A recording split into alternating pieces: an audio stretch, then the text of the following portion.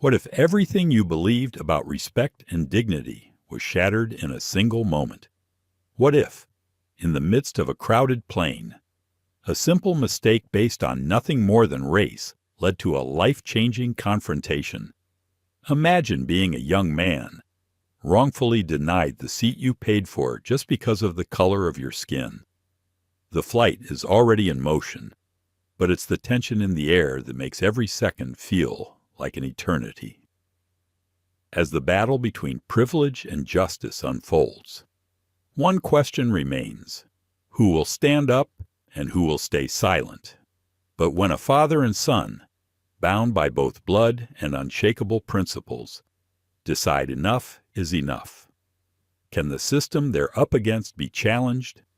Will the truth be revealed in a way that changes the lives of everyone aboard? The stage is set. The journey has only just begun. Curious about what happens next? Prepare to witness a story of courage, conflict, and a fight for what's right. Like, share, and subscribe to join us as we dive into this powerful tale. You don't want to miss what happens next. The first-class cabin glowed with the soft warmth of amber lights. Leather seats stood in perfect rows, their wide frames inviting, promising comfort that most passengers would never know. The hum of boarding echoed through the fuselage, footsteps against the jet bridge, the occasional announcement from the gate agent filtering through. Everything about this moment was meant to feel serene, exclusive, almost untouchable. Jordan Carter felt the weight of it all as he stepped inside. 16 years old, tall for his age, his frame still finding the balance between boy and man. He carried himself with a calmness that came from somewhere deeper than appearances. His backpack hung casually over one shoulder, his boarding pass held firmly in his hand. This was not the first time he had flown, but this was the first time he was flying first class on his own. He paused, just for a moment, letting himself take it in. The faint scent of citrus and lavender from the airline's signature cleaning blend, the way the carpet felt slightly softer beneath his sneakers than the one back in coach. The low murmur of passengers already seated, some sipping pre-departure drinks, some adjusting laptops, some avoiding eye contact entirely. Jordan moved forward, his eyes finding seat 2A, the seat printed clearly on his boarding pass. It was by the window, just as he'd hoped. He pictured himself leaning there, reading quietly, maybe catching a nap as the plane climbed over the clouds. His mother had always said windows were the best seats, because they gave you perspective, one glimpse of how small the world could look, and how vast at the same time. But before he reached the row, a figure shifted, rising slightly, and blocking his path.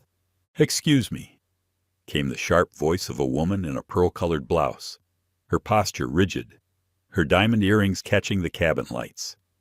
Her name was not yet known to him, but her presence was unmistakable. She was someone used to being heard, someone who expected obedience. Jordan lifted his pass politely. "I think this is my seat." "Natue." The woman's eyes narrowed. "I don't think so. This seat is taken. Perhaps you've misread your ticket." He glanced down at the pass again, though he already knew what it said. His name, his flight number, his seat 2A. The ink was crisp, undeniable. He held it out with steady hands. "No, it's right here. Jordan Carter, 2A." The woman gave a smile that wasn't a smile at all, more a performance of patience. "Young man, first class isn't open seating for anyone who wants to wander up. I'm sure your place is further back." Something hot pressed against Jordan's chest, but he forced it down. He had been taught that his first weapon was dignity, that no matter the accusation, the sneer, the doubt, dignity was the one thing no one could strip away unless he gave it freely. He kept his voice calm. "This is my seat." The woman's lips pursed. She looked around as though expecting someone to back her up. Already, 2 passengers across the aisle had turned their heads, curious, hesitant. A man in a suit reached instinctively for his phone. The atmosphere shifted. From the galley, a flight attendant approached. Claire Donovan, uniform crisp, hair pinned neatly. She wore the careful smile of someone trained to diffuse tensions, though her eyes darted first to the woman, not the boy. "Is there a problem here?" "Yes," the woman answered before Jordan could speak. "This young man seems confused. He claims this is his seat, but obviously that can't be the case. Could you please help him find his real place?" Jordan extended the boarding pass again. Claire glanced at it, then at the woman, then at Jordan. Her smile thinned. "Let me check." In that suspended second, Jordan felt every eye, every whisper pressing against him. He remembered his father's words. Never let them decide your worth for you. You belong wherever your ticket takes you. He wondered if those words would be enough here. Claire shifted awkwardly. "I'll verify with the system. For now, maybe you could wait in the galley while we sort this out." Jordan shook his head slowly. His voice, though soft, carried a firmness that surprised even him. "No, my seat is here." The woman let out a small laugh, sharp as broken glass. "Do you hear that entitlement at such a young age? Imagine what the world will look like if every child thinks rules don't apply to them." Jordan turned his gaze to the window, the seat that should have been his. For a moment, he imagined sitting there already, leaning against the pane, watching the runway blur beneath him. The image kept him anchored.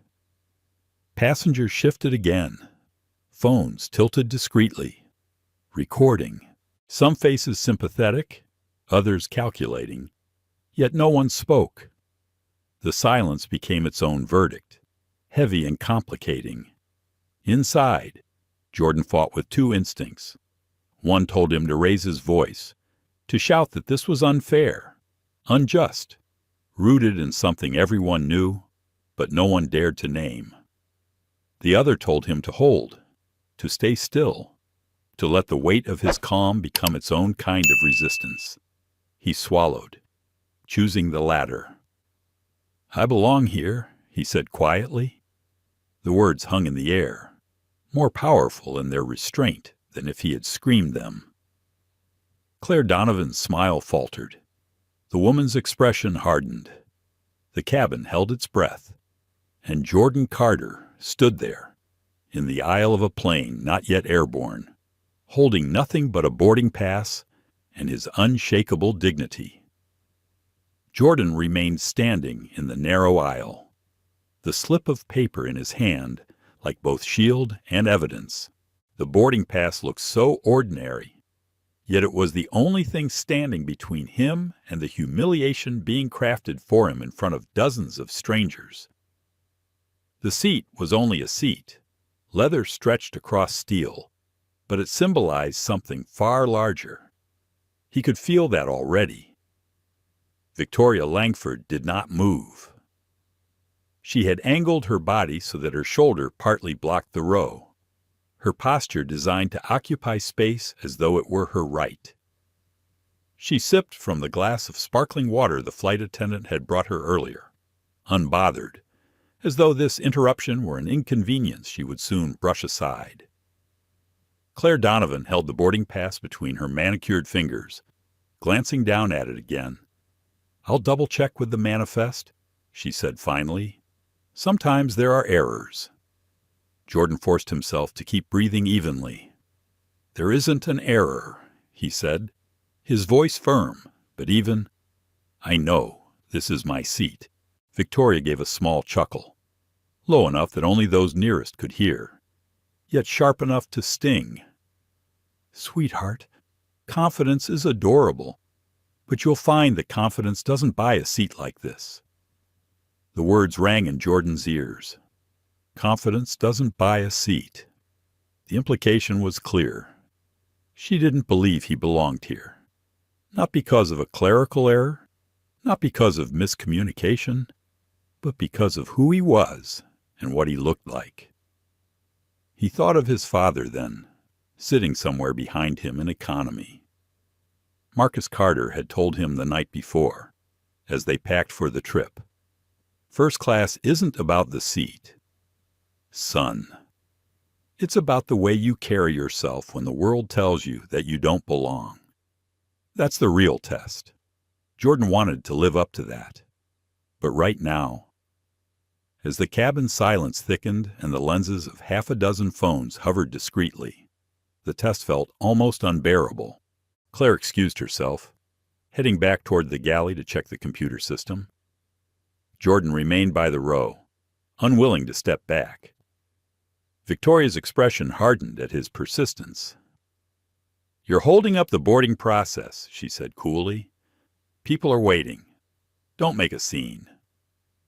The irony struck him. She was the one who had stood to block his way. She was the one refusing to budge.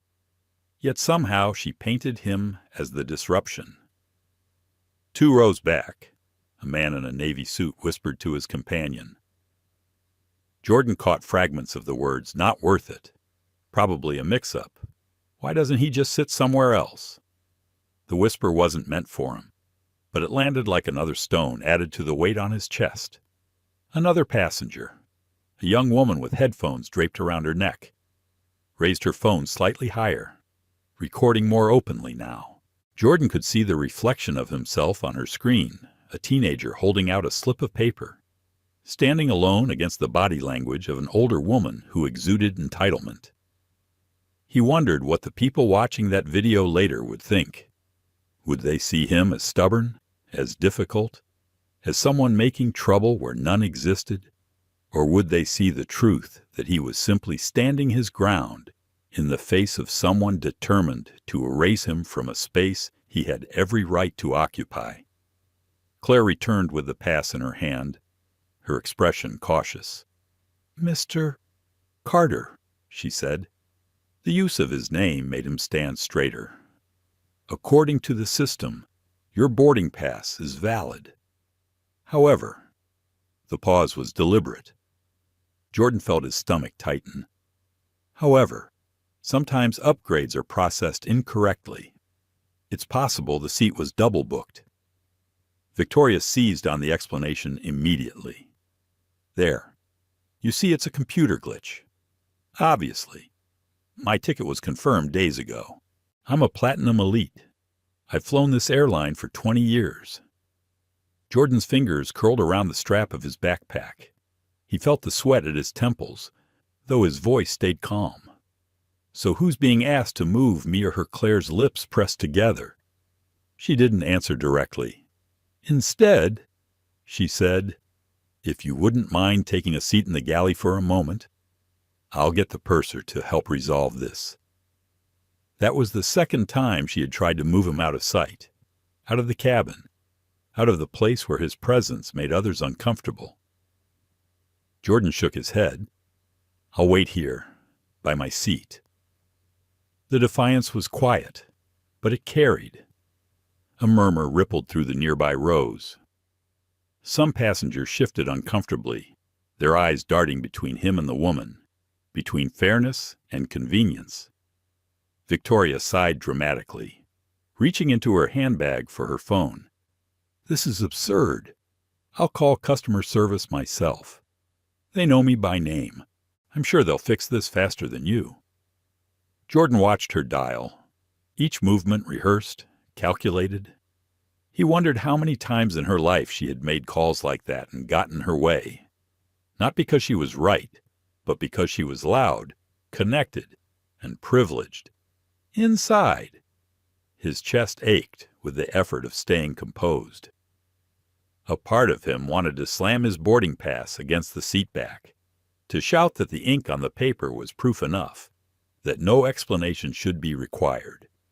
But another part, stronger, steadier, reminded him that composure was his inheritance, his father's lesson, his mother's prayers, his own choice. He breathed in slowly, the scent of the cabin's recycled air filling his lungs, and said nothing. Claire shifted again, torn between two forces: the loud entitlement of a seasoned passenger and the quiet, stubborn dignity of a teenager. Her silence betrayed which way she was leaning. The boarding line behind them slowed, then stopped. The hum of the plane turned uneasy. The rhythm of pre-departure interrupted. From the back of the plane, Jordan didn't see it, but Marcus Carter raised his eyes from the book he had been pretending to read. He saw his son's posture, the way Jordan stood tall in the aisle. He recognized the storm building, the kind that would not pass quietly. Marcus set his book down and reached into his pocket for his phone. His thumb hovered over a number, the first of many he knew he might need tonight, but he didn't press call yet. Not yet. In seat 2A. Victoria Langford reclined slightly, reclaiming her space as if nothing could dislodge her. Really, young man, you should learn early in life that not every door is meant for you. Some spaces are earned. Jordan's eyes met hers then, steady, unblinking. He felt the words press against him like stones, but instead of collapsing beneath them, he let them carve themselves into his memory. One day, he would repeat them back, not as a victim, but as a victor. For now, he simply said, in a voice clear enough for the cabin to hear, "I earned this seat." The silence afterward was louder than any applause. The cabin air felt heavy, almost charged, as if every breath carried the weight of judgment. Jordan stood his ground in the aisle, his boarding pass still clutched in his hand. He could feel his pulse in his fingertips, but his posture stayed steady, shoulders squared, eyes calm. Around him, the world seemed to fragment into small private dramas. Some passengers bent their heads toward their phones, pretending to scroll, though their ears remained tuned to every word. Others stared openly, the curiosity in their eyes tinged with something sharper: pity, discomfort, or even resentment at the delay. 2 rows behind Jordan, Judge Eleanor Shaw adjusted her reading glasses. The novel she had brought for the flight lay unopened in her lap, her thumb whirring the corner of the page. She had heard the exchange clearly, had seen the pass in Jordan's hand, had recognized the way the woman in seat 2A, Victoria Langford, wrapped entitlement around herself like a shawl. Eleanor knew injustice when she saw it. Decades on the bench had trained her to spot power imbalances in a single glance. Yet here, in this narrow fuselage, she felt her throat tighten with hesitation. Was it her place to intervene? Did she want to draw the spotlight onto herself? Her mind supplied the excuses swiftly. It's the airline's job, not mine. It's a misunderstanding. It will resolve itself. But beneath those excuses pulsed another truth. Her silence was complicity. In row 4, Dr. Samuel Ortiz tapped his fingers against the armrest. His medical journal sat closed on his lap, unread. He watched the teenager's stance, the woman's sneer, the flight attendant's uncertainty. He thought of his own son, just a few years younger than the boy standing in the aisle. He imagined him in that position, accused, dismissed, isolated, his stomach twisted. He opened his mouth, then closed it again. Words fought for release but tangled against his fear. Fear of causing a scene. Fear of being labeled disruptive. Fear of missing his medical conference if the flight was delayed. The irony was not lost on him. How many times had he counseled patients about the importance of courage, of standing up for their health, their needs? Yet here he sat, lips pressed tight, as a boy stood alone against injustice. Toward the back, Maya Bennett adjusted her phone. the screen glowing with the live video she had begun to stream quietly. Her heart pounded. She was only 24, a second-year law student, her mind still shaping itself around the weight of justice and responsibility. She knew what she was seeing mattered. She also knew the world outside these cabin walls needed to see it too. The chat on her live stream scrolled quickly. What's happening? OMG, is this real? She's lying. You can see his ticket. Someone help that kid. Maya bit her lip. She wanted to shout, to throw her voice into the silence of the cabin, to say, he's right. That's his seat. But the courage to speak felt lodged in her chest, immovable. Instead, her thumb kept the camera steady, recording, bearing witness. Up front, Jordan felt every ounce of their hesitation. He could sense that people knew the truth. He could see it in the flickers of their eyes, the way they avoided meeting his gaze directly, the subtle tension in their jaws. Yet no one spoke. Inside, doubt whispered to him, maybe I should just sit in the back. Maybe it isn't worth it. Maybe letting her win is easier than enduring the silence. But another voice, stronger, rose to answer. His father's voice. Dignity is not about comfort, Jordan. It's about truth, even when truth costs you, especially when truth costs you. He gripped the boarding pass tighter. His voice, when he spoke, was quiet but steady. I earned this seat. I'm not moving. Victoria Langford sighed dramatically, tapping at her phone as if bored. This is why standards matter, she muttered, loud enough for nearby passengers to hear. If we just hand out upgrades to anyone, the whole class system collapses. Next thing you know, they'll let people wander in off the street.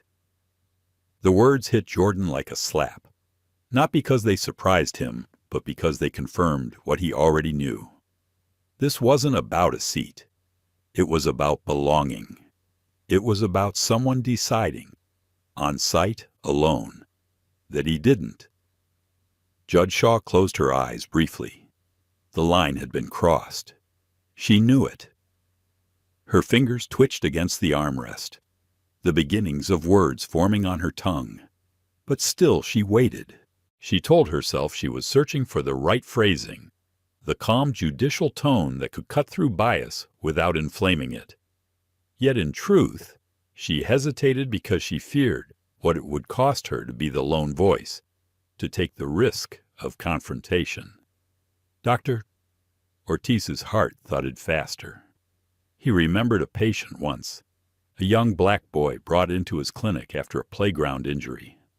The boy had looked up at him with the same mix of vulnerability and resilience that Jordan carried now. Back then, Ortiz had sworn silently to himself that he would never ignore the struggles of children of color, that he would lend his voice where theirs might be silenced. Yet here he sat, silent still, in economy. Marcus Carter lowered his phone slowly into his lap. He had just typed a message to his son, "Stand tall." I see you, but he didn't hit send. Instead, he watched. He studied. He measured the moment, sensing its trajectory. His son was being tested in the most public of ways, and though every fiber of Marcus's being screamed to rise, to intervene, he held back. Timing mattered. Power meant knowing when to act. Jordan's chest tightened. The silence felt suffocating now, pressing in from every direction. He imagined for a moment that the entire cabin was a courtroom and he was on trial. The evidence sat plain in his hand, yet the jury looked away, unwilling to speak the truth they knew. He fought the urge to plead. He fought the urge to let tears well in his eyes. Instead, he focused on the seat by the window, on the simple dream of leaning against the glass, watching the earth fall away beneath him. That vision steadied him, gave him anchor. Finally, one voice pierced the silence. It wasn't bold, not yet, but it was something. From row 4. "Doctor?" Ortiz cleared his throat. "Excuse me," he said softly. The sound barely carried. Heads turned toward him. He faltered, then added, I think the young man should be allowed to sit." The words hung fragile in the air, a thin thread against the heavy silence.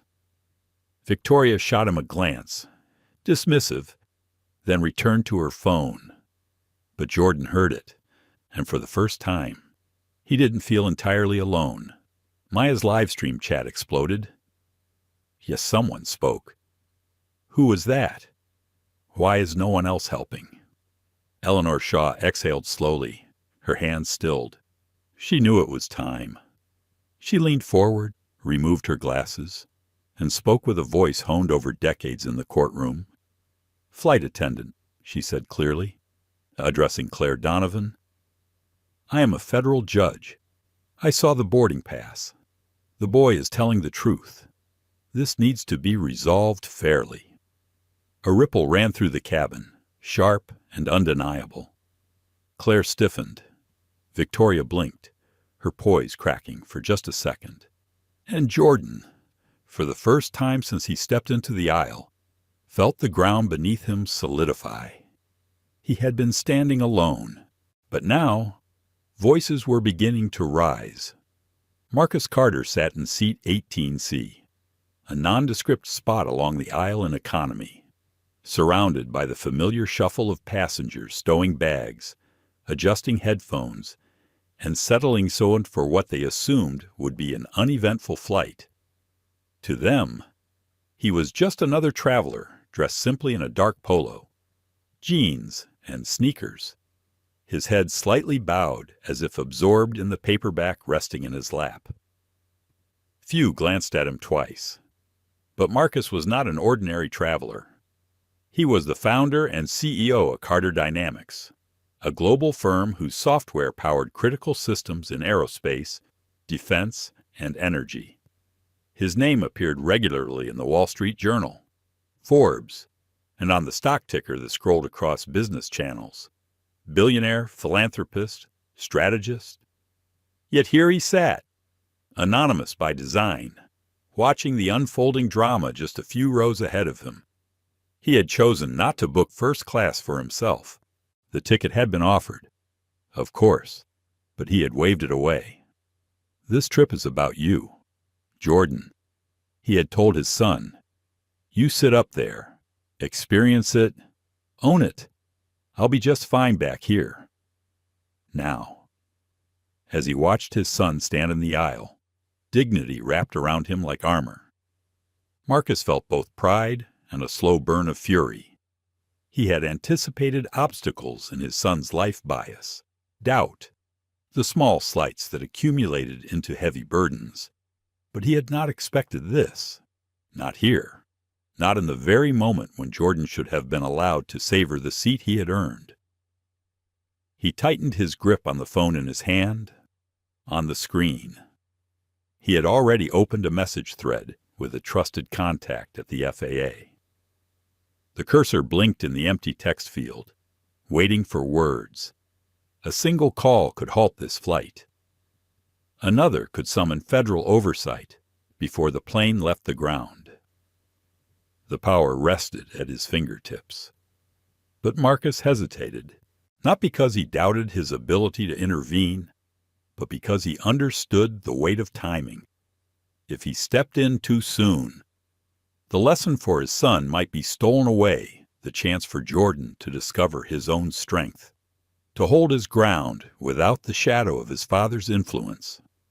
Marcus wanted Jordan to know his dignity was not dependent on anyone else's rescue, not even his father's. Yet the father in him ached. Every dismissive word from Victoria Langford, every ounce of bias wrapped in civility, pierced him as though aimed at his own heart. He wanted to rise, to march down the aisle, to stand shoulder to shoulder with his son and declare the truth so loudly that no one could ignore it.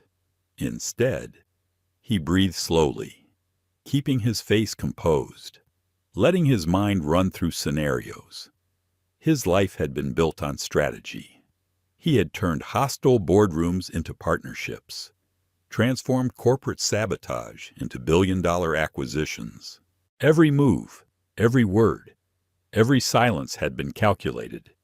Now, he applied the same discipline here, in a cramped seat among strangers, because the stakes were higher than any deal he had ever negotiated. The stakes were his son's dignity. From his vantage point, Marcus could see the ripple spreading through the cabin. He noticed the young woman in row 7, her phone angled discreetly, streaming the moment live. He noted the older woman in row 3, who had spoken with the authority of a judge. He caught the brief sound of support from a man in row 4. These were small cracks in the wall of silence, but they mattered. The tide was shifting, however slowly. He leaned back, closing his eyes briefly. He thought of Jordan as a child, the way he used to fall asleep in the back seat after long days at school, his small hands clutching a book even as dreams took him. He thought of the endless conversations they had shared at the dinner table about history, justice, and resilience. He thought of the promise he had made to himself and his late wife that Jordan would grow up never doubting his worth, never shrinking himself to fit into spaces designed to exclude him. When Marcus opened his eyes again, he was no longer just a father sitting in economy. He was a man preparing to act. He unlocked his phone and typed a short message. "Stand firm. I'm here." He pressed send. A moment later, he saw Jordan glance briefly at his phone in the aisle, his shoulders straightening just a little more. Marcus then opened another thread, this one labeled FAA Direct. He typed, "Incident in progress. Flight 482 gate departure delayed. Civil rights violation in first class. Row 2. Request monitoring." He didn't hit send yet. He let the words rest on the screen, ready, waiting for the exact moment when silence became no longer an option. His mind raced through the chain of calls he could make. One to the airline's CEO, David Chen. Another to the FAA's regional director. A third to a journalist who owed him a favor, capable of breaking the story before the plane even left the ground. The levers of power stood ready, lined up like dominoes. Still, Marcus held. He needed to know his son's voice had been heard first, his dignity recognized not because of Marcus's title, but because of Jordan's humanity. Up front, he saw the standoff continue.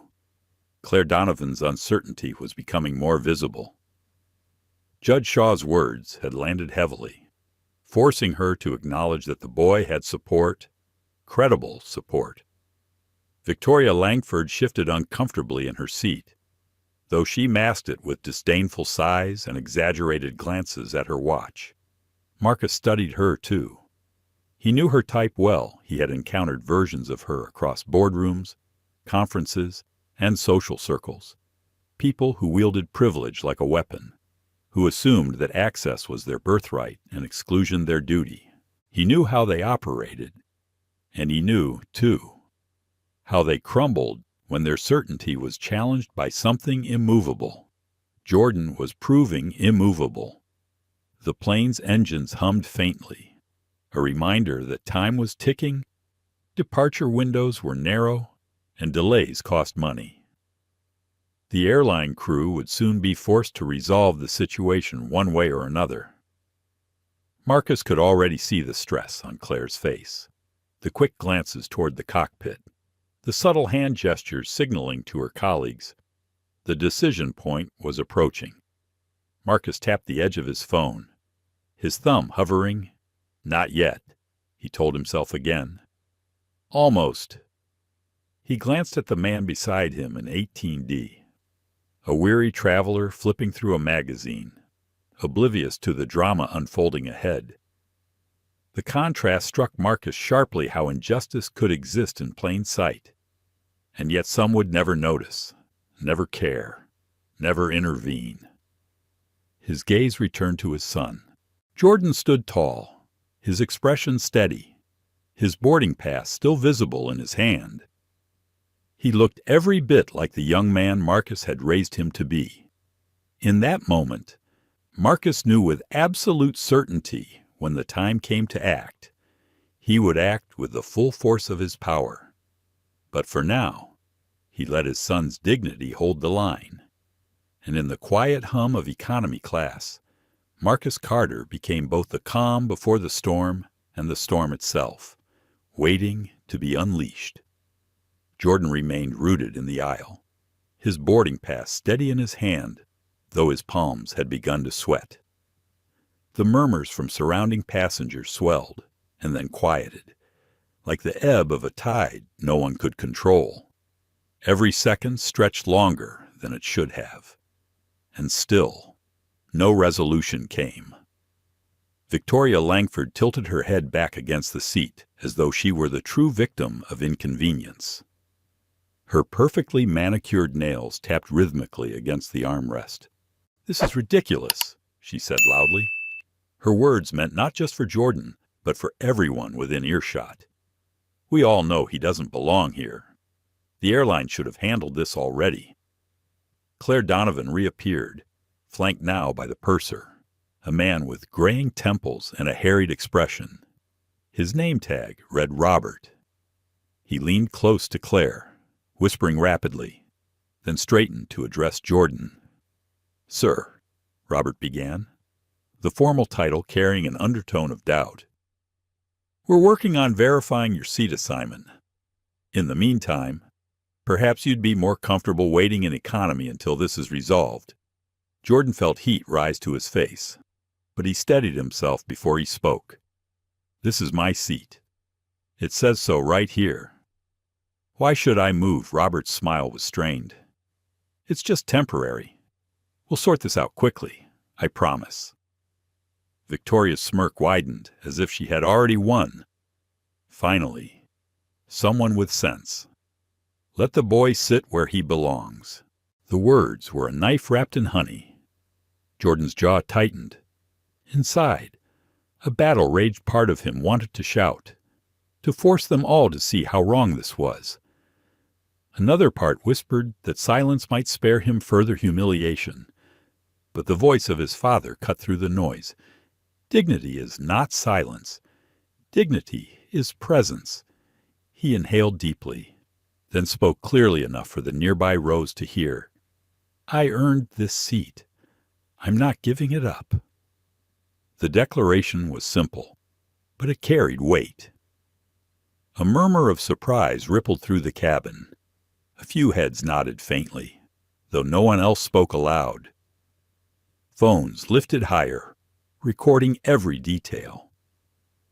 Claire exchanged a glance with Robert, unease flickering in her eyes. This was no longer just about seating logistics. It was about principle. But principle was messy, and messy was bad for boarding schedules. Robert bent closer to Jordan, lowering his voice. "Listen, I'm trying to keep things calm. If you don't cooperate, this could escalate, and I don't want that for you." Jordan's eyes narrowed. "Escalate how?" "By removing me from a seat I paid for." The purser hesitated, then straightened. "I'll have to involve the captain if this continues." Victoria seized the moment. "Please do. I'd like to get airborne sometime this evening."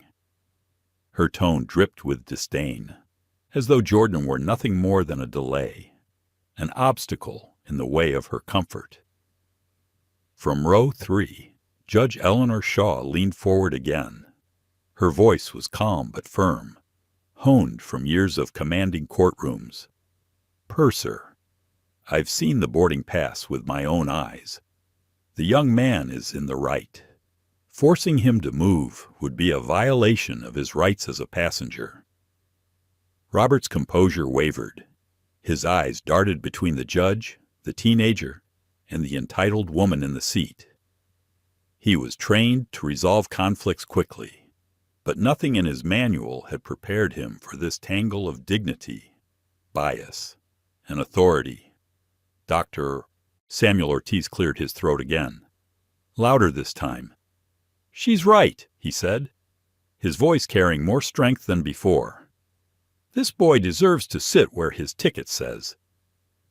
Why is this still being debated? A stir ran through the cabin. Passengers shifted in their seats, whispers rising into distinct words. "He has the seat. It's on his ticket. What's the problem?"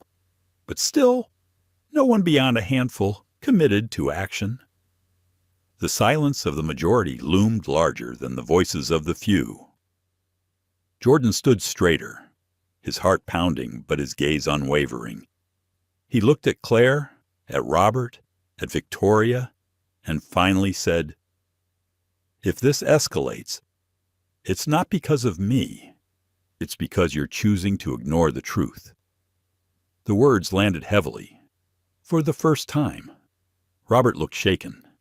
Claire bit her lip, her professional veneer cracking. Victoria, however, laughed softly, as if the whole ordeal amused her. "So dramatic," she murmured, lifting her phone to type a message. Children these days think everything is a protest. Maybe if his parents had taught him some manners, he'd know when to step aside. Jordan's grip on the boarding pass tightened until the paper creased. His chest burned, a mix of anger and restraint. He imagined his father in economy, steady and calm, watching, trusting him to handle this. He imagined what his mother might say if she were here. Stand tall. Baby, stand tall. The cabin doors thudded shut, the sound echoing like a drumbeat of finality. The plane was almost ready to push back, yet the standoff at 2A remained unresolved. Robert excused himself, muttering something about speaking to the captain. Claire lingered uneasily, hovering near Jordan as though she might still coax him to retreat.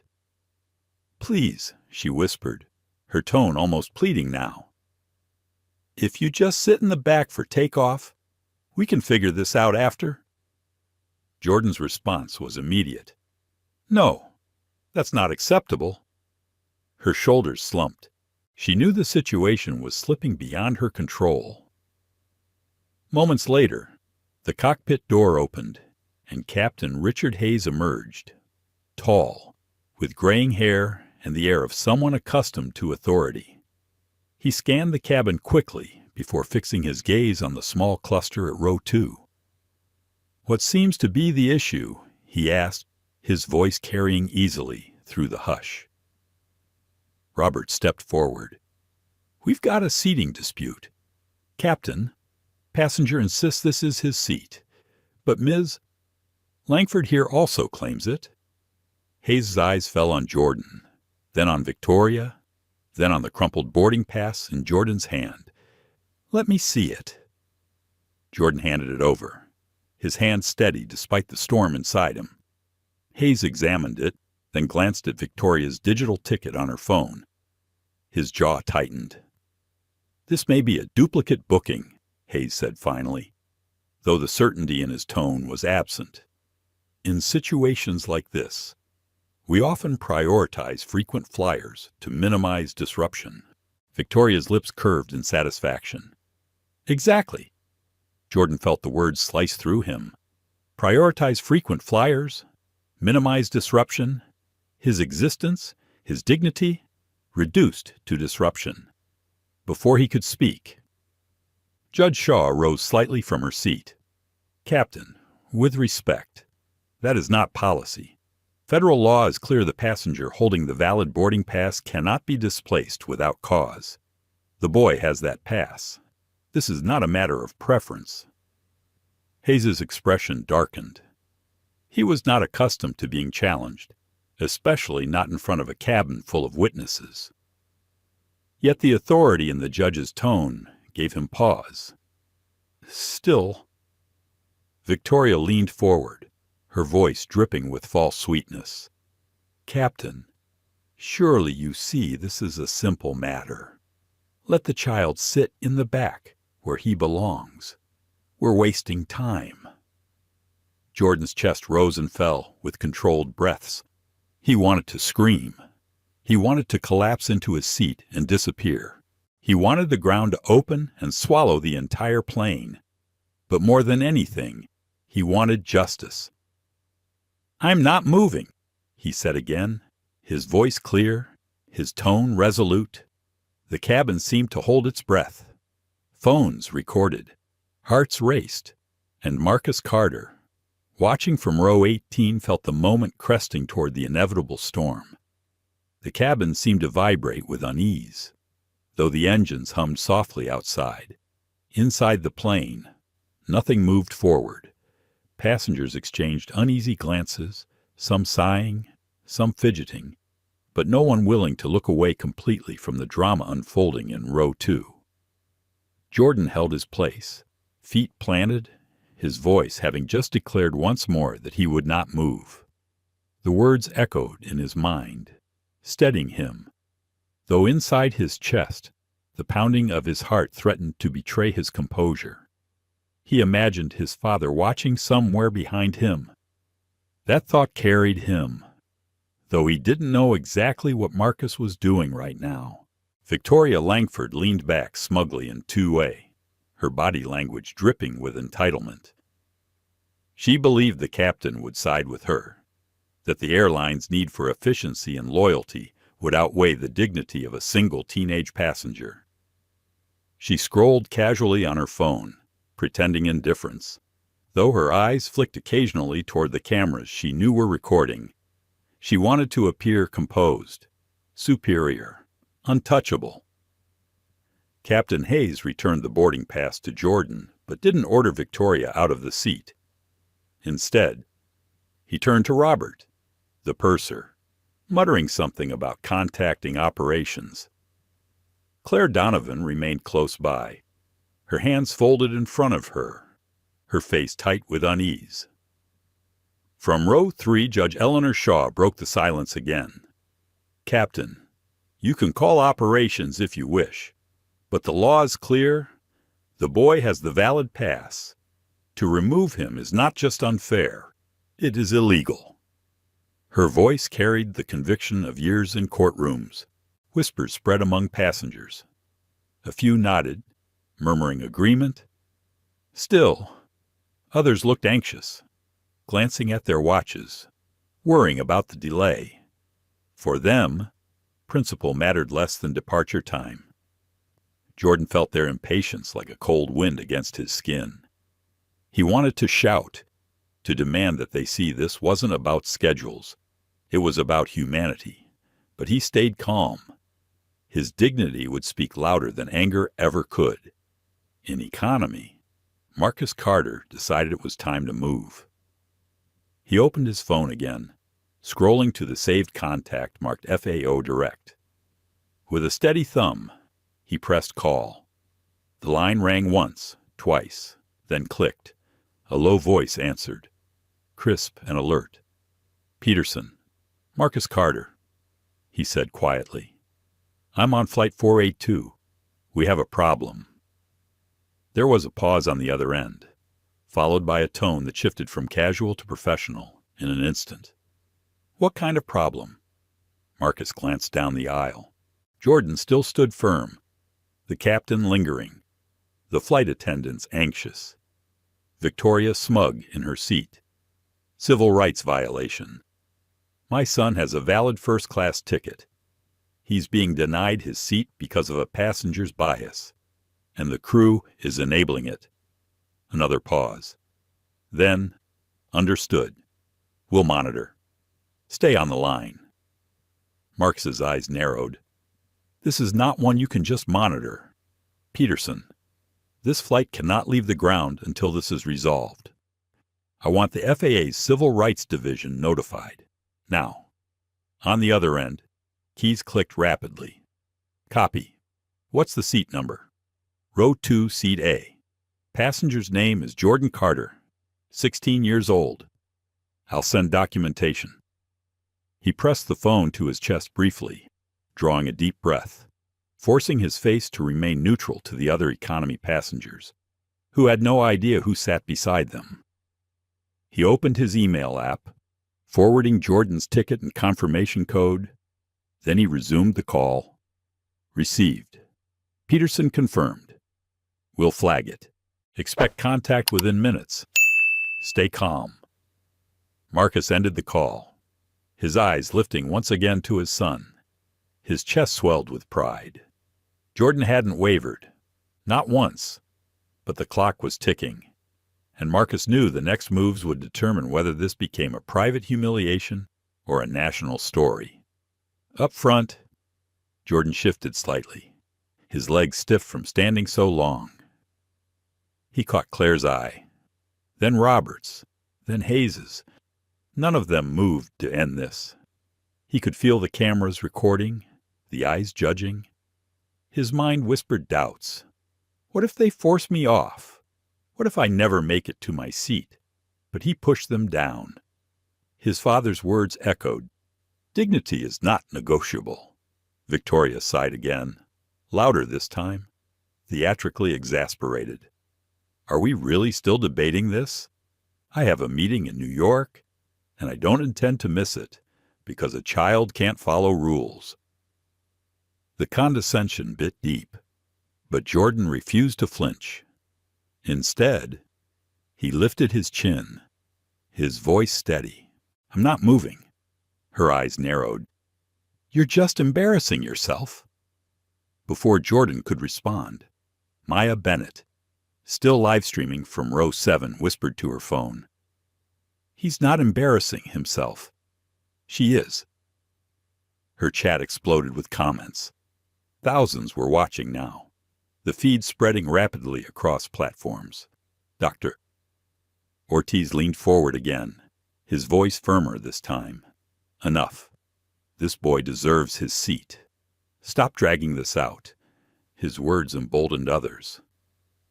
A woman in row 5 added, He showed the ticket. Let him sit. The ripple grew. Whispers turned to mutters. The tide of the cabin was shifting. Captain Hayes stiffened, sensing his control slipping. He leaned toward Robert, speaking low. But Jordan could still hear. We need to get moving. Call security if you have to. Jordan's heart lurched, but before panic could take root, his phone buzzed. He glanced down at the message. Stand firm. FAA is with you. Relief washed through him like sunlight through storm clouds. His father was there, unseen but powerful, moving quietly behind the scenes. Victoria noticed his brief smile and frowned. What are you grinning about? Do you think this is a game? Jordan slipped the phone back into his pocket, his calm deepening. No, it's not a game. It's my right. Minutes later, the intercom buzzed. Hayes was called back to the cockpit urgently. Robert followed, his face pale. Claire lingered uncertainly, caught between her training and the weight of the moment. The murmurs in the cabin swelled. Passengers sensed something bigger was happening, something beyond a simple seating dispute. Phones buzzed with alerts. Maya's livestream chat screamed, FAA is on this flight. Agents are coming. This is going viral. Jordan stood alone in the aisle. But for the first time, he didn't feel alone at all. Somewhere behind him, his father was moving mountains, and the world outside was beginning to watch. The storm was gathering, and it would break soon. The hum of the engines grew louder as the plane edged toward pushback. But inside the cabin, the mood was taut, brittle, as though one wrong word could splinter the air. Jordan remained standing in the aisle. The boarding pass creased in his fist, while Victoria Langford sat rigid in 2A, scrolling her phone with exaggerated nonchalance. Captain Richard Hayes returned to the cockpit, Robert at his side, and the door shut firmly behind them. Passengers leaned forward in their seats, straining to catch whispers they couldn't quite hear. The tension was no longer confined to row 2. It had spread like electricity through the entire cabin. Jordan's phone buzzed once in his pocket. He didn't need to look to know it was from his father. Just feeling the vibration steadied him. He breathed deeply, lifted his chin, and faced forward, though his legs felt heavy as stone. Minutes dragged. Then the intercom crackled, the captain's voice coming through with forced calm. "Ladies and gentlemen, we've been asked to hold position for a few minutes due to an operational matter. We'll update you shortly. Thank you for your patience." A collective groan rippled through the cabin. But beneath the surface, many sensed the truth. This delay wasn't mechanical.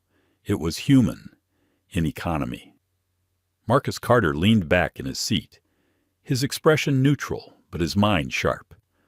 On his phone, a message from his FAA contact flashed across the screen. Order issued. Flight cannot depart until issue resolved. Agents en route. Marcus exhaled slowly. The wheels of federal authority were already in motion. He slipped the phone back into his pocket, his gaze steady on his son. Jordan was doing everything right. His composure, his refusal to yield, his dignity.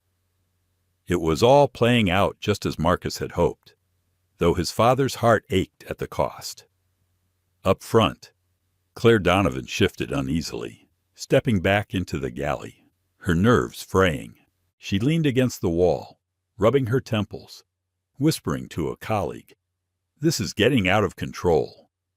She had handled crying babies, unruly drunks, even medical emergencies, but never this: a teenager with a valid boarding pass being denied a seat because a wealthy passenger had decided he didn't belong.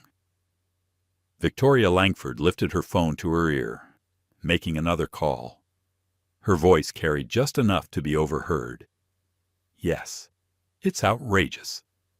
They let anyone wander into first class these days. I'm still waiting. But don't worry. I'll have it sorted. You know who I am." She chuckled lightly, as if her influence could still shield her. Jordan heard every word, but he didn't react. Inside, his stomach twisted with anger, yet he forced it into silence. Every lesson from his father whispered through him, composure is power, dignity is louder than rage. Judge Eleanor Shaw sat forward, her spine straight. "This is no longer a seating issue," she said, her voice low but resolute to those near her. "This is a matter of civil rights. Dr." Samuel Ortiz nodded, his own courage rising with hers. "And it's being recorded," he added, gesturing subtly toward the phones lifted around them. "The world is watching." Maya Bennett's livestream continued to surge in viewership. The chat was a flood of outrage and disbelief. "This is discrimination. That kid deserves his seat. Call the FAA. Why is no one stopping her?" Some commenters claimed to be lawyers. Others tagged journalists. Still others sent the stream racing across social media platforms. Then, without warning, the cabin door opened again. Two figures stepped inside, their presence shifting the energy instantly. They wore dark suits, their badges clipped prominently, their expressions impassive but commanding. Gas rippled through the passengers. Phones tilted higher. Someone whispered, "Federal agents." Claire's face drained of color. Robert stiffened. Even Captain Hayes emerged from the cockpit, his authority suddenly diminished by the newcomers. One of the agents, a woman with sharp eyes and a clipped tone, spoke clearly for all to hear. "This flight is under federal review. No one is departing until the matter at hand is resolved. Captain, you've received the directive." Hayes swallowed hard, his jaw tight. Yes, I have." The agent turned toward row 2. Her gaze swept over Jordan, then Victoria, then the surrounding passengers. She didn't raise her voice, yet every word carried, "We've been informed of a passenger rights violation. We will be addressing it now."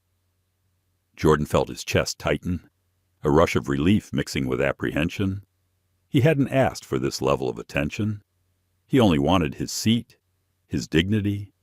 But now, the entire cabin, no, the entire world beyond it was watching him as the center of a storm. Victoria straightened, indignation flashing across her face.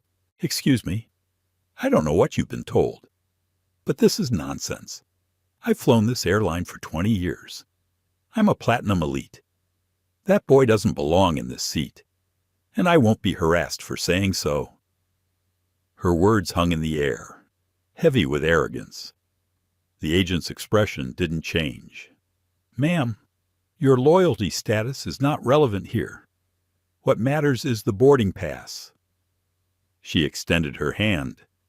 "Young man, may I see it?" Jordan passed it forward, his hand steady though his heart hammered. The agent studied it, nodded once, then looked directly at Victoria. "This pass is valid. This is his seat." A hush fell over the cabin. Phones captured every syllable, every breath. Victoria sputtered, her composure faltering. "That can't be right. There must be a mistake. There is no mistake." The agent cut her off. Her voice was calm, final. "You are occupying a seat that does not belong to you. You will need to move immediately." The silence broke into whispers, gasps, even a few soft claps quickly stifled. For the first time, Victoria's certainty cracked, her eyes darting around as if searching for someone to rescue her. Jordan felt a surge of vindication, not in triumph, but in truth. He had stood his ground, and now the truth stood with him, in economy. Marcus Carter exhaled, his eyes closing briefly. His son had passed the test. Now it was Marcus's turn to step forward. He unbuckled his seatbelt, rising from 18C.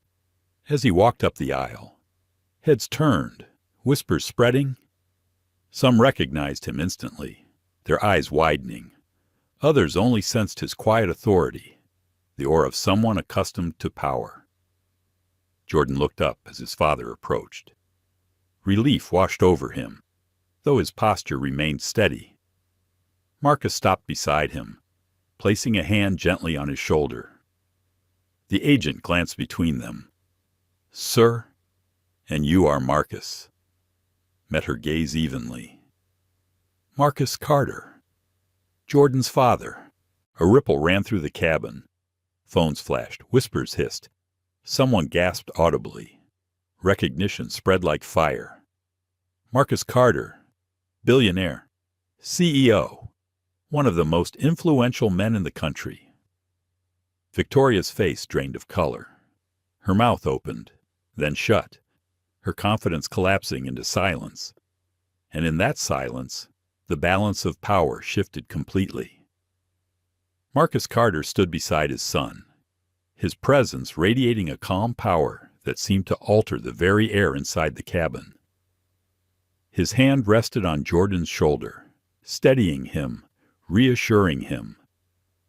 Jordan felt his father's strength in that touch. Not loud, not theatrical, but absolute. The federal agent still held Jordan's boarding pass. She turned to Marcus, recognition dawning in her eyes. "Mr.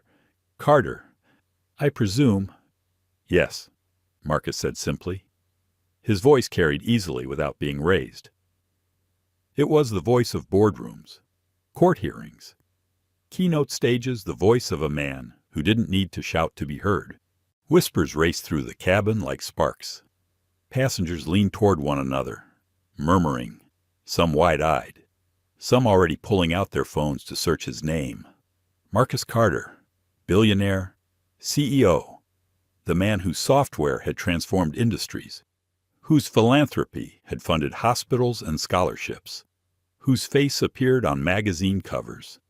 And now, here he was, in the aisle of a delayed flight, standing beside his son. Victoria Langford's face drained of color. The diamond earrings at her ears seemed suddenly garish, her poise fraying. She shifted in her seat, her voice stumbling as she spoke. I didn't know. If I had realized Marcus's gaze fixed on her, calm but cutting. That's the point, isn't it? You didn't need to know who he was. He is my son. But more importantly, he is himself. His boarding pass was enough. The words landed like stones, undeniable. Victoria's lips parted, but no sound came out. For the first time, her arrogance faltered completely. Jordan looked up at his father, pride swelling alongside relief. He had held his ground, but now the weight of vindication pressed on his chest. The validation wasn't just for him. It was for every silent judgment, every sideways glance he had endured. The federal agent nodded firmly. "Captain Hayes," she said, turning toward the front, "this matter is closed. Passenger Jordan Carter holds the valid seat. He will be seated in 2A. Ms. Langford will be reassigned." Hayes's jaw clenched, but he gave a curt nod. Understood. The agent's voice carried further. "Ladies and gentlemen, this flight is under federal review. I remind you all that discrimination is a violation of federal law. We will be documenting everything that occurred here today." A hush fell over the cabin, followed by a wave of murmurs. The balance of the room had shifted. No longer was Jordan the lone teenager facing doubt. He was now at the center of a reckoning that had reached all the way to federal authority. Victoria shifted again, her composure collapsing.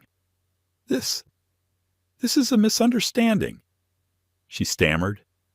"I didn't mean." Marcus's eyes met hers. He didn't raise his voice, didn't lean forward. He simply said, "What you meant is irrelevant. What you did is clear. You tried to strip dignity from a child, and you believed no one would stop you." Her breath caught. She looked down at her phone, as though it might shield her, but the glow of the screen only illuminated her shame. Around her, the weight of dozens of eyes pressed down. Jordan slid into seat 2A at last, his back straight, his hands resting in his lap. The leather felt cool beneath him, the window just to his side, the view of the tarmac waiting. He had claimed nothing more than what was his, yet the victory felt immense. Marcus remained standing, his voice now directed not just at Victoria, but at the entire cabin. "What happened here is not unusual. My son isn't the first, and unless we change, he won't be the last. Too often, silence allows injustice to grow roots, but dignity is not a privilege. It is a right." His words filled the cabin, quiet but resonant. Some passengers looked down, ashamed of their silence. Others nodded, their eyes bright, moved by the moment. Phones captured every syllable, broadcasting them beyond these walls. Maya Bennett whispered to her live stream, "He's speaking now. The father. This is history." Her chat exploded with comments. "Yes, tell the truth. This is bigger than a seat. I'm crying. Everyone needs to see this." Victoria shifted as if to rise, but the federal agent placed a firm hand on her shoulder. "Ma'am, you will remain seated until we reassign you. If you resist, you'll be escorted off this flight." Her eyes widened. For a moment, she looked as though she might protest, but the weight of the agent's tone, the stares of the passengers, and the presence of Marcus Carter silenced her completely. Jordan leaned slightly toward his father. "Dad," he whispered, his voice low. "I didn't give in." Marcus bent closer, his voice warm, steady. "I know. You didn't just hold your seat. You held your dignity. I'm proud of you." The words sank into Jordan like sunlight after storm. He turned to the window, his reflection faint in the glass, and let himself exhale fully for the first time since he had stepped on the plane. Behind them, passengers whispered in clusters. Some expressed outrage at Victoria. Others admitted guilt for their silence. Judge Shaw leaned back in her seat, her face calm but thoughtful, recognizing that this moment was no longer just about a boy's seat. It was a national reckoning unfolding in real time. "Doctor," Ortiz murmured to the man beside him, "this will be everywhere by tomorrow morning." "It already is," Maya whispered, her eyes glued to the numbers climbing on her stream. Tens of thousands were watching live.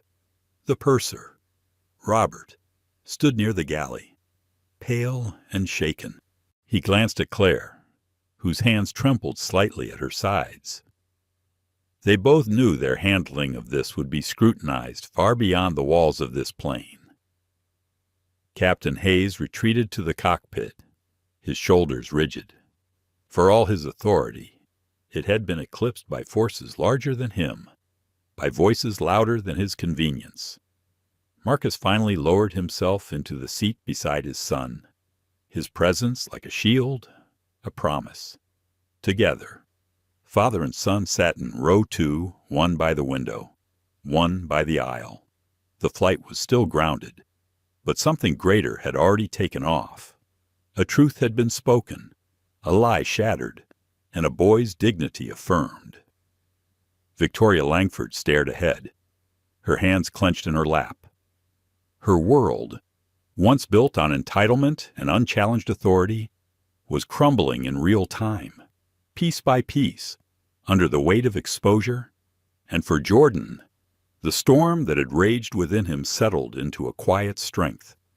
He hadn't shouted, he hadn't begged, he had simply stood, and that had been enough. The cabin was heavy with anticipation as Victoria Langford sat rigidly in her seat, her fingers tight around the armrests. Jordan Carter had reclaimed his seat in 2A. But the tension had not dissipated. Every eye was on the unfolding drama. The collective awareness of injustice sharpened in real time. Marcus Carter remained calm beside his son, his presence steady, but his mind was racing through every possible outcome. He could feel the subtle tremor in his son's shoulder, a tiny reminder that beneath the composed exterior, Jordan had been through a storm. "Are you ready?" Marcus whispered softly. Jordan nodded, his own hand still resting neatly in his lap. "I am," he replied. There was a quiet intensity in his gaze, a determination that did not need to be spoken aloud. Marcus turned to Victoria, his expression serene yet undeniable. "Ms. Langford, I want you to understand something. This isn't about a seat, nor is it about you personally. It's about principle. It's about integrity. You had the power to treat a child with respect, and you chose not to." Victoria's lips quivered, and she opened her mouth as if to speak, but no words came. The weight of hundreds of silent eyes, cameras, and phones bore down on her. Every passenger was witnessing not just a confrontation, but a reckoning, a moral lesson unfolding mid-air. Marcus continued, "Do you know what this flight represents right now? It represents every microaggression, every unjust accusation, every moment a person has been denied dignity because someone believed they were somehow less than. My son didn't ask for special treatment. He asked to be seen as himself. That is all." Her voice finally escaped, trembling. I didn't mean to." Marcus held up a hand, stopping her mid-apology. "Intent is irrelevant. Impact is everything. The result of your actions was humiliation, fear, and shame for a young boy who did nothing wrong." Do you understand that Victoria's eyes flickered toward Jordan, and for a moment she saw the quiet, unwavering resilience in his gaze. He wasn't angry. He wasn't begging. He simply existed in his truth. It made her flinch. Jordan spoke, his voice calm but clear. I didn't cause this, but I will own how I respond. I'm not asking for vengeance. I'm asking for recognition. Recognition that I exist, that I am valid, and that no adult has the right to erase that. The cabin held its collective breath. Even the flight attendants who had witnessed the initial confrontation couldn't look away. Some passengers had tears in their eyes, some fists clenched in solidarity.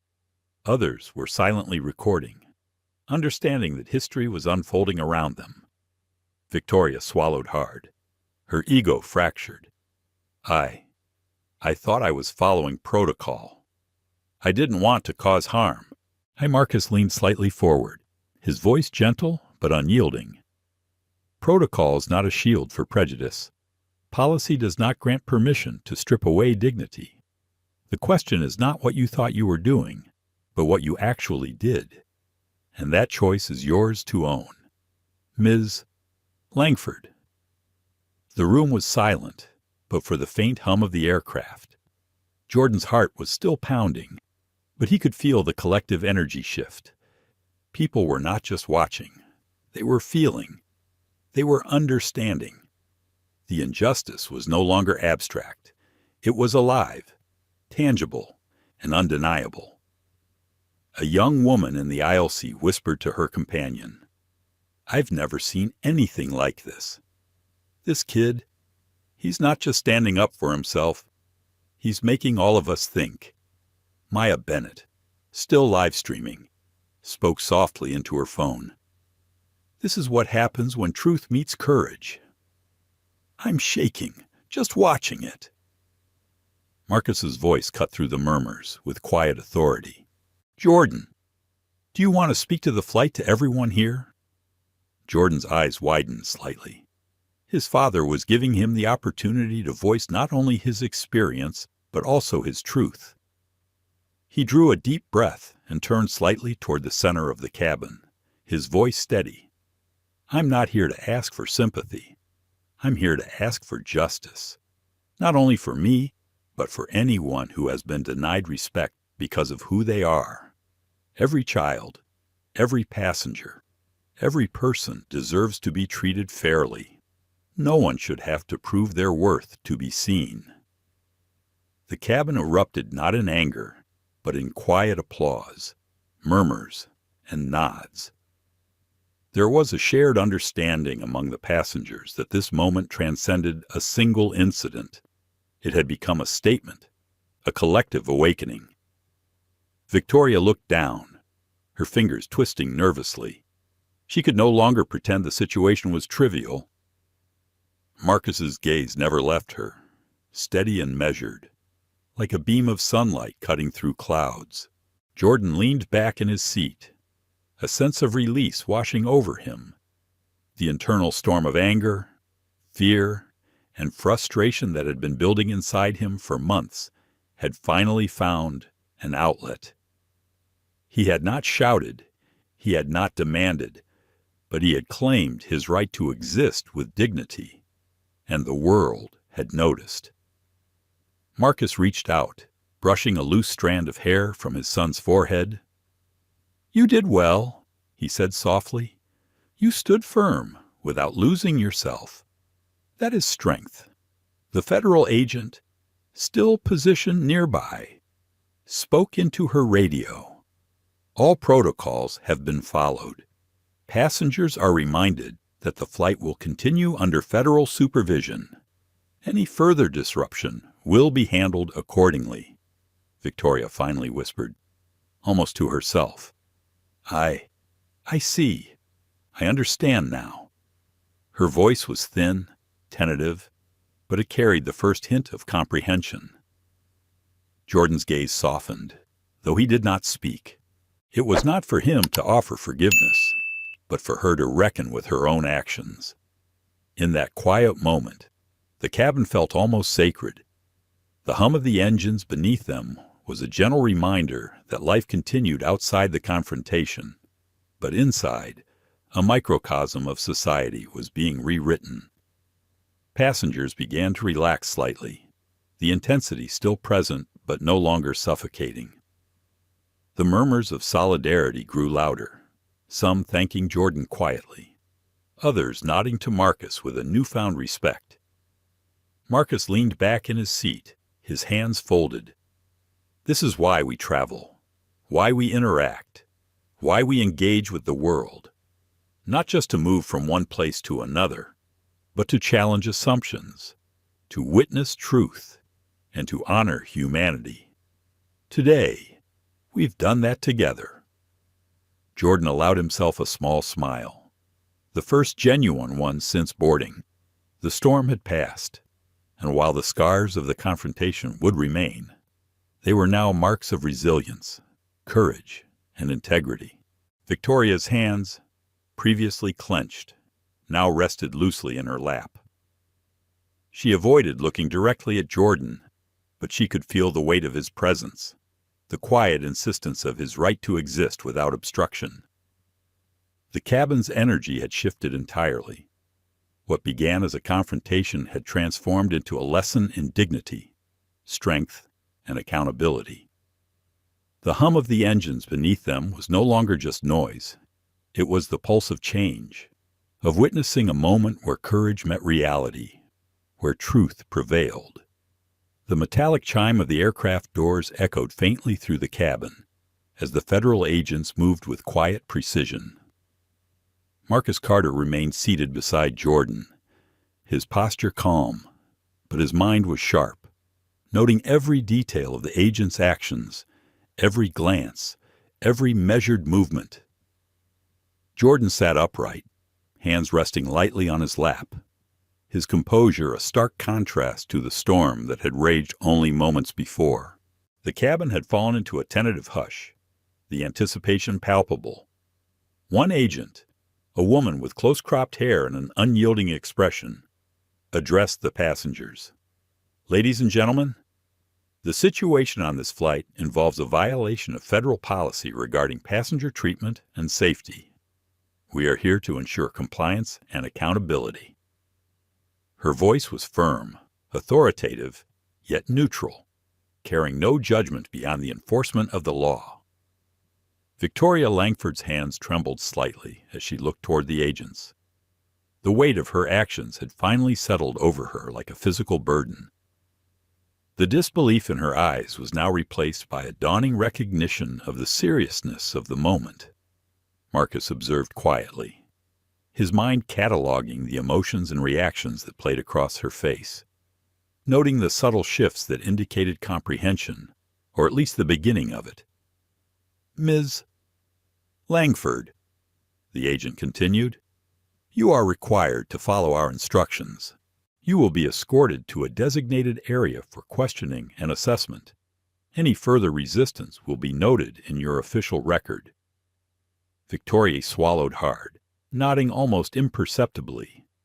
Her voice, when it emerged, was small and uneven. I understand. I will cooperate." The agents moved efficiently, guiding her to a small section near the aircraft's rear. Marcus remained by Jordan, his hand resting gently on his son's knee. Jordan had been quiet since delivering his speech, the weight of his words still resonating not only in the cabin, but in his own consciousness. He had faced fear and injustice head-on, and though the storm had not yet passed entirely, there was a sense of grounding within him, a sense of clarity that had eluded him for so long. Marcus whispered softly to his son, "You've done what most adults could not. You faced the situation with dignity. Now we let the process unfold." Jordan nodded, his gaze following the agents and Victoria as they moved. His thoughts wandered briefly to the broader implications of what had occurred. Every passenger who had witnessed the event, every live-stream viewer, was now part of a collective consciousness, a ripple effect that could reach far beyond the confines of the cabin. A murmuring began among the passengers, not loud, but persistent, as the reality of what they had just seen began to sink in. One elderly woman whispered to her companion, I've never seen a child handle something like that. Not with anger, not with tears, but with truth." Her companion nodded, eyes glistening. "It's unsettling, but it feels right. It feels like justice." Meanwhile, the flight attendants who had been directly involved, Claire Donovan and Robert, remained near the front, observing the process with a mixture of apprehension and relief. They had been part of a moment that would define not only their careers, but also their understanding of authority, bias, and human dignity. Marcus's thoughts shifted inward, reflecting on the complexity of the situation. He had prepared for this journey in every conceivable way, but nothing could truly ready him for the raw immediacy of injustice, for the sight of his son's humanity being challenged in real time. His mind traced the paths of countless other young individuals who had endured similar experiences, and he felt a renewed commitment to ensure that Jordan's experience would ripple into change far beyond this single flight. Jordan, sensing his father's introspection, allowed himself a brief moment to reflect as well. He thought about the anger he had felt when first being removed from his seat, the frustration that had built when his assertions of identity were ignored. But he also recognized the power he had wielded by remaining calm, by choosing truth over retaliation, by allowing his integrity to speak louder than his fear. That awareness brought a sense of quiet pride, tempered by the understanding that the world was still full of people like Victoria who needed to be confronted with accountability.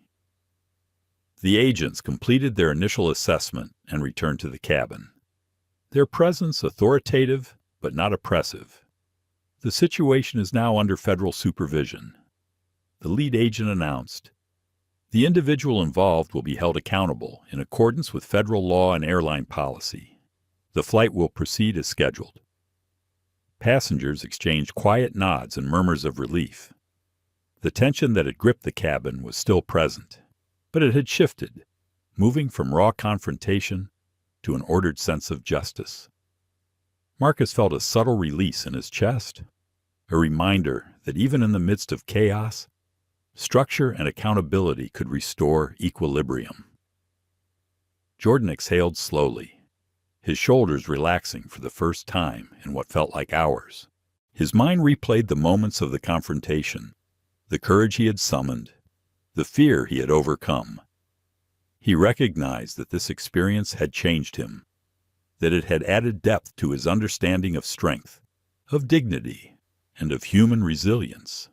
Victoria Langford, meanwhile, remained seated near the rear, her head bowed slightly. The weight of her actions pressed upon her, and she could feel the scrutiny of every eye in the cabin, not with judgment, but with observation.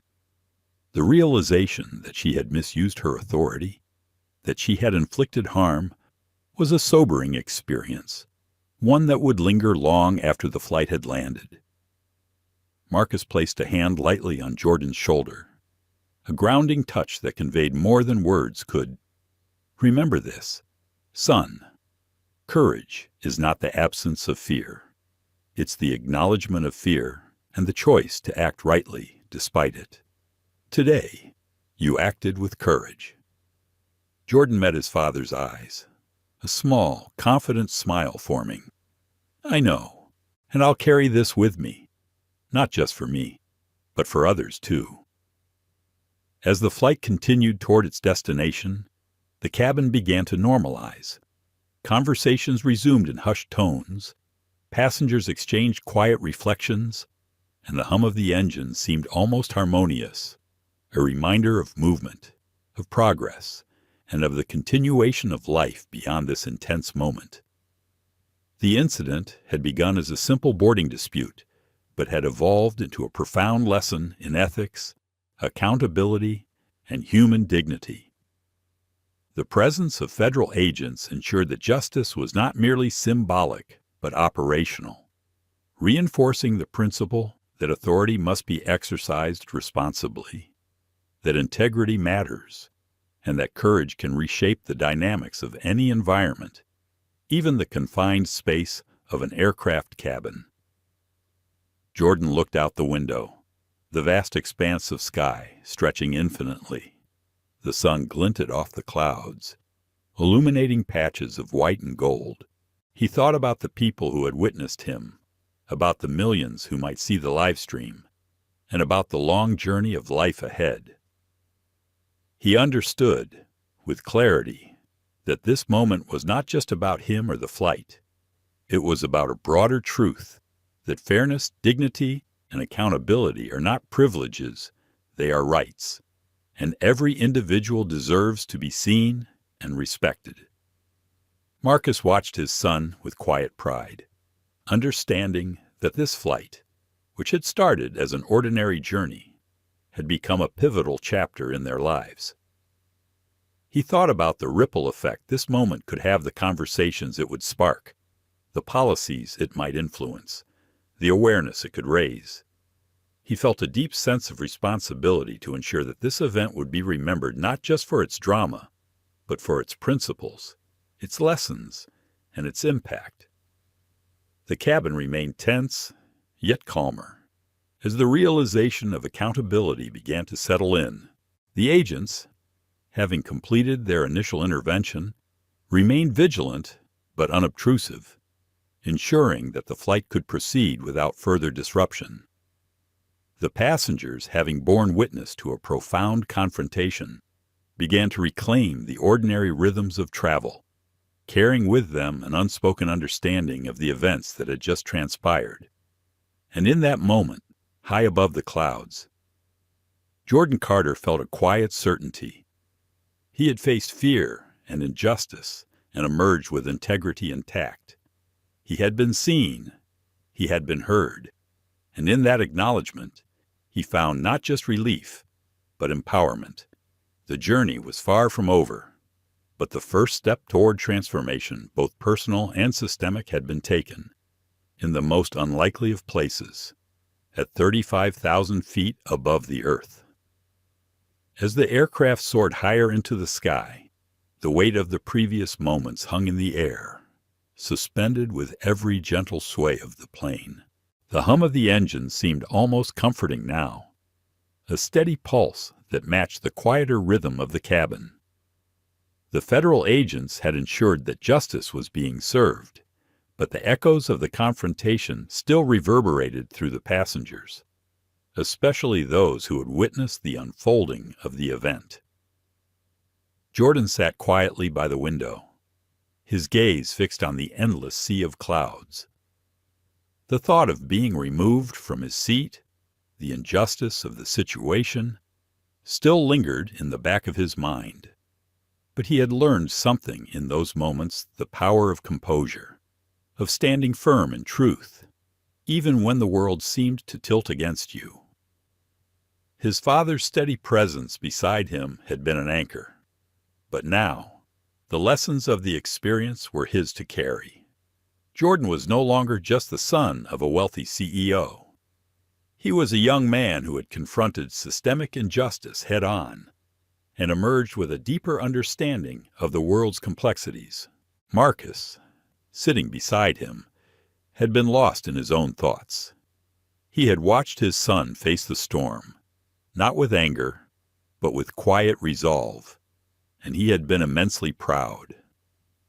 But as the flight continued, he found himself thinking of the countless others who had been denied the same opportunity, the same space to stand tall without fear of retaliation or bias. He thought about the people who would never have the chance to challenge an unjust system, who would be silenced before they even had the chance to speak. In the silence that settled between them, he realized that while his son's victory was important, the work was far from over. Victoria Langford, on the other hand, was still grappling with the gravity of the situation. She had been escorted to a private section of the plane by the agents, and her mind was a swirl of conflicting emotions. Her initial disbelief had been replaced by a cold, hard understanding of the consequences she now faced. She had underestimated the situation, underestimated Jordan. What had seemed like a simple misstep had turned into a monumental lesson in authority, power, and accountability. She couldn't help but think back to the way she had treated Jordan, the assumptions she had made based solely on the color of his skin, and the unjust actions that had followed. The flight attendants, Claire Donovan and Robert, had stayed near the front of the plane, their faces a mix of guilt and quiet reflection. They had seen the same events unfold as the rest of the passengers, but they had been in a position of authority, forced to make a decision that would later seem as flawed as it had been impulsive. Claire had tried to justify her actions in her mind, but the words felt hollow now. She had enforced a rule without thinking, without truly listening, and the consequences had been far-reaching. One of the passengers who had been particularly moved by the events was Mrs. Elizabeth Mason, a woman in her mid-60s traveling alone. She had witnessed countless injustices in her lifetime, but the way Jordan had responded had struck her deeply. She had seen young people react with anger, with outrage, but Jordan's calm, measured response had been a revelation. She could feel the emotion swelling in her chest as she thought about the dignity he had shown in the face of such blatant prejudice. She turned to her seatmate, an older gentleman named Mr. Hargrove, and whispered, "That boy, he's going to change the world. He's already started." Mr. Hargrove, a retired history professor, nodded solemnly. "I hope so. The real question is whether people will listen. It's one thing to be moved by an event like this, but it's another to take that feeling and turn it into change. Will the world listen, or will they forget in a week?" The conversation was quiet, but it was one of the many subtle ripples that had formed in the wake of the confrontation. Across the cabin, passengers had begun talking among themselves. The issue of racism, of systemic bias, had moved from an abstract concept to something real and immediate. They had all witnessed it, and now they couldn't unsee it. But the bigger question was, what would happen next? What would they, as individuals and as a collective society, do with the awareness they now carried? Victoria's internal monologue continued, turning over the realization that the world was watching, that the outcome of this event had the potential to shape something larger than herself. She had underestimated Jordan's ability to stand firm, to call out injustice with a quiet dignity that left no room for doubt. What did this mean for her own role in society?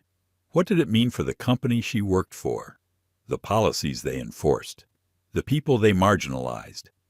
She had once believed that power, in all its forms, was something to be wielded for personal gain, something to be used in moments like these to assert dominance, to reinforce her position. But now, as she sat in the back of the plane, under the watchful eyes of the federal agents, she saw her own powerlessness.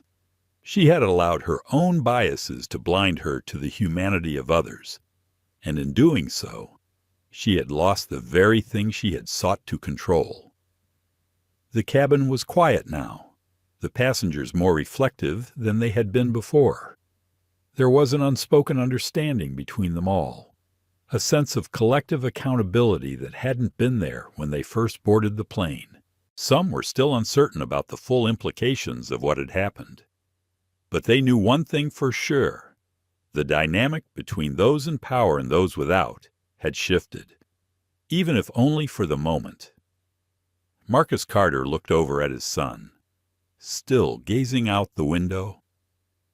He could see the depth of Jordan's thoughts, the way his mind was processing everything that had happened.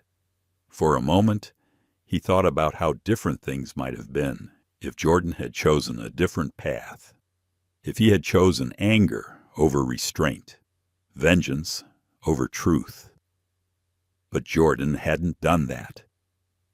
He had responded with a quiet strength that now radiated from him, not as an act of defiance, but as an assertion of his right to be treated with dignity and respect. "You did well, Jordan," Marcus said softly, his voice filled with pride. "You've set an example for everyone on this plane, and for yourself." Jordan turned to look at his father, a slight smile tugging at his lips.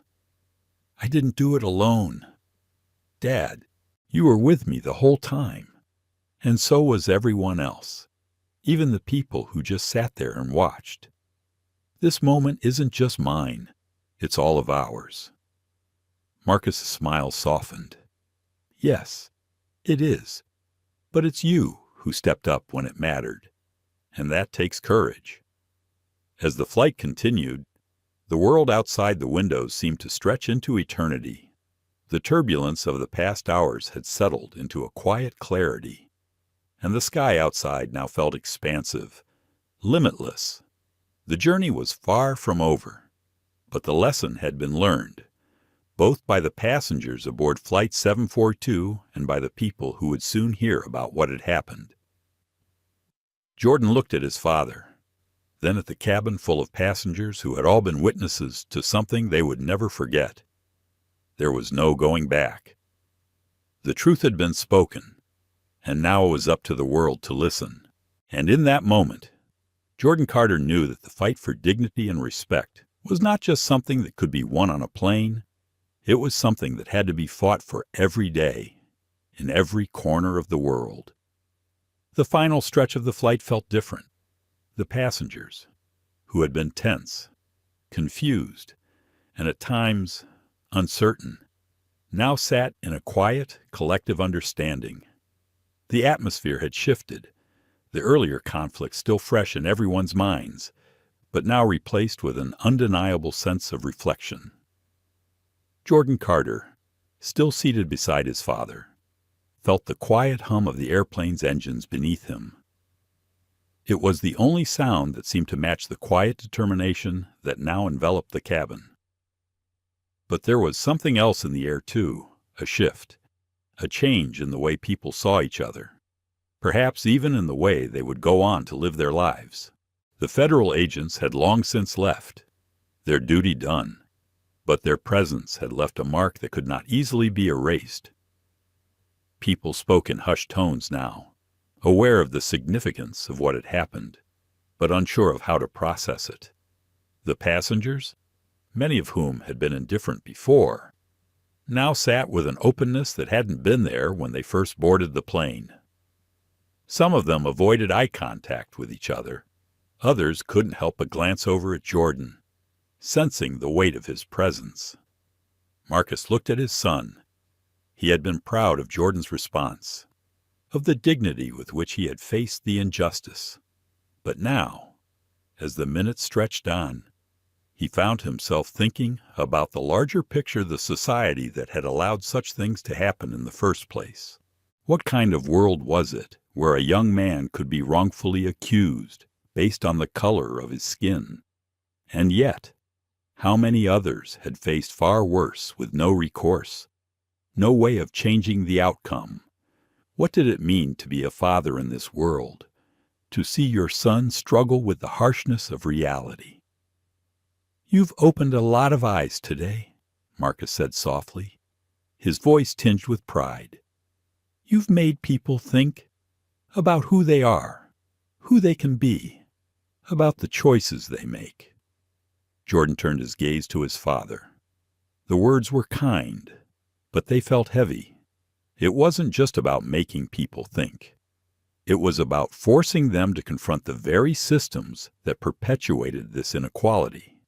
He knew the world wouldn't change overnight, but for the first time, he felt that real change was possible. It would take time, effort, and people willing to stand up in moments like this.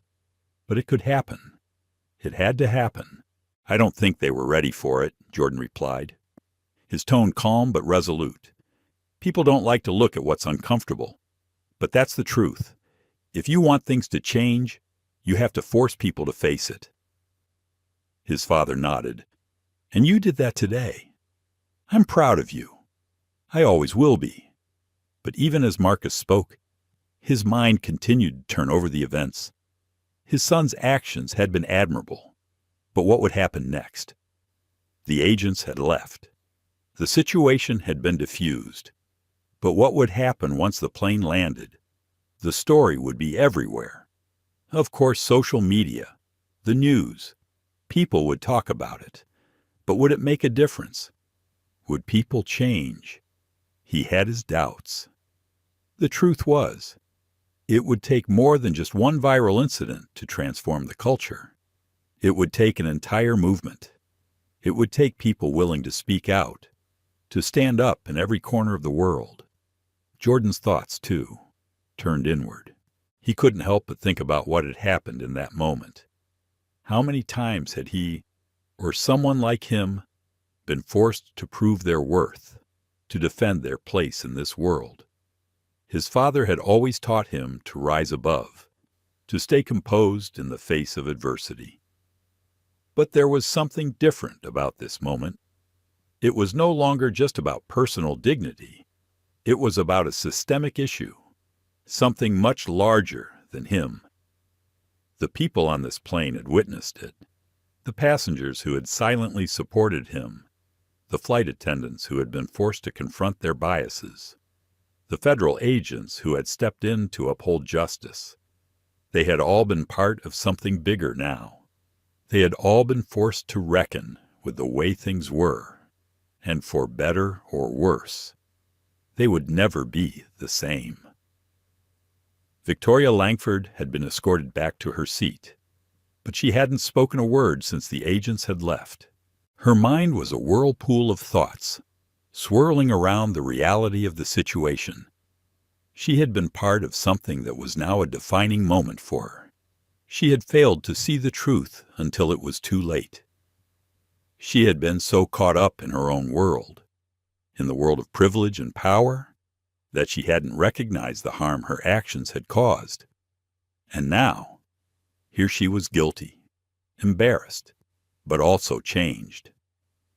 She had witnessed the strength Jordan had shown, the courage to speak out, and the dignity with which he had carried himself. She had misjudged him, misjudged the entire situation, and now she had to reckon with it. As the plane neared its destination, there was a sudden quiet that settled over the passengers. The tension that had filled the cabin earlier had dissolved into something else, something that felt like resolution, but also something that felt like the beginning of a much larger conversation. People exchanged looks, some nodding in understanding, others just staring ahead, lost in thought. Marcus leaned forward and caught Jordan's eye once more. His expression softened, a slight smile playing at the edges of his lips. "This is just the beginning," he said, more to himself than to his son. "But we've taken the first step." Jordan nodded. "It's just the beginning. But that's the hard part. Once you take the first step, there's no going back." The announcement came over the intercom, signaling their descent into the airport. Jordan felt the plane's gradual descent as the wheels touched the ground. The familiar sound of the landing gear retracting brought a strange sense of finality. The flight was almost over, but for the passengers aboard, for Jordan and his father, this moment would be one they would carry with them for the rest of their lives. The plane taxied toward the gate, and as the passengers began to prepare for disembarkation, the sense of unity in the air was palpable. No one spoke about it directly, but everyone knew what had just transpired. The world outside the plane might go on as usual, but for the people aboard this flight, things had changed. They had witnessed something powerful, something transformative, and they would never forget it. Victoria Langford, standing up from her seat, cast one last look at Jordan. She couldn't bring herself to say anything, but there was a flicker of understanding in her eyes. Perhaps, somewhere in the future, she would be part of the change. Maybe one day, she would take the lessons learned from this flight and put them into action. For now, all she could do was walk off the plane, her steps a little slower, her thoughts a little deeper. Jordan Carter and his father stepped off the plane together, side by side. It had been a long flight, but as they made their way through the terminal, they both knew that their journey had only just begun. As the plane touched down and the passengers disembarked, the weight of the day's events still lingered in the air. What began as a simple misunderstanding had become a moment of reckoning, not just for the individuals involved, but for an entire system that had long been silent in the face of injustice. Jordan Carter, his father Marcus, and the others on that plane had stood up not just for themselves, but for the countless others who had suffered in silence before them. Their fight was far from over, but this moment would be remembered as the spark that began to change the course of many lives. It's easy to forget, but stories like these remind us of the deep-rooted power of human dignity and the importance of standing up for what's right, even when it's uncomfortable. Discrimination may exist in many forms, but so too does the strength to challenge it. And as we continue to fight, we must remember that every voice matters. Every story counts. If you were moved by this story, if it made you think about the world we live in and how we can all do better, then don't forget to like, share, and subscribe to our channel. Your voice is part of the change. Stay tuned for more stories that will inspire you, make you think, and, most importantly, encourage you to be part of the solution. Thank you for being a part of this journey. We'll see you in the next video.